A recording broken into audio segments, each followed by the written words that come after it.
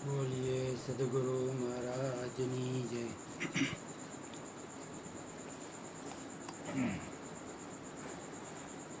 હમણાં ગુરુજીએ જે સત્સંગ કર્યું એટલે કેવી સરસ એમ કે વાણી આપણને સાંભળાવી, એ સાંભળવું ગમે આપણને, ગમે સંતો હોય એની વાણી આપણને સાંભળવી ગમે.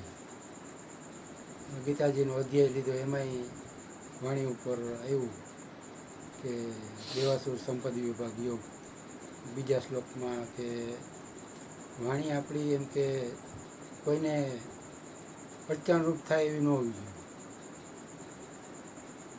મીઠી હોવી જોઈએ.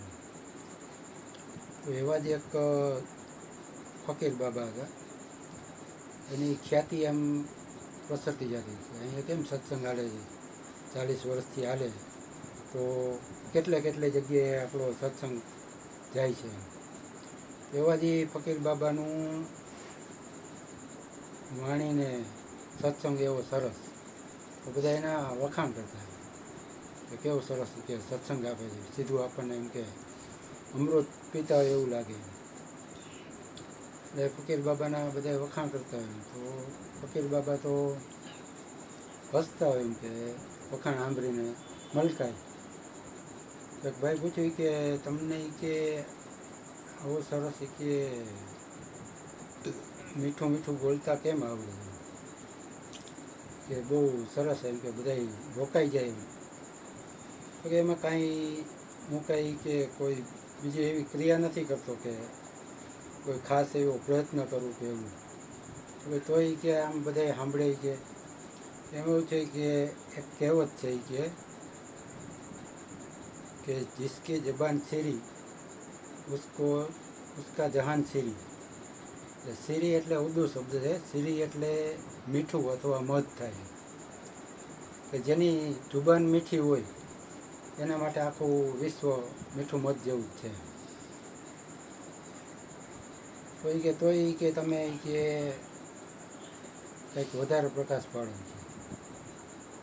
કે એમાં એવું છે કે હું મારી વાણી એવી ઉચ્ચારું કે જે વસ્તુ મને ન ગમતી હોય ને એવા શબ્દો હું ન ઉચ્ચારું. કારણ કે જે મને શબ્દો નહીં ગમે એ સામેવાળી વ્યક્તિને પસંદ નહીં આવે. એટલે એણે ટૂંકમાં એવો સાર બતાવ્યો. પણ ગળથુથીમાં જે મહિલું હોય કોને પાઈથી કહાડીમાં નહીં, એટલે કોણ કહેવાય, એક માજી આવ્યા હતા, એટલે કલ્યાણકારી છે. એટલે એ તો કોઈ એ કલ્યાણકારી જ છે એમ, પણ આ તો એ સંતનો એવો મત હતો કે ભાઈ આવું બને એટલું ઓછું થાય. પણ ઘણા એવું મીઠું બોલતા કે આપણને ડાયાબિટીસ થઈ જાય, એવું મીઠું નહીં એમ, પણ સહજ મીઠું કે જે સૌને કલ્યાણકારી તો હોય પણ કોઈને એનાથી એવો રાગદ્વેષ થાય એવું નહીં.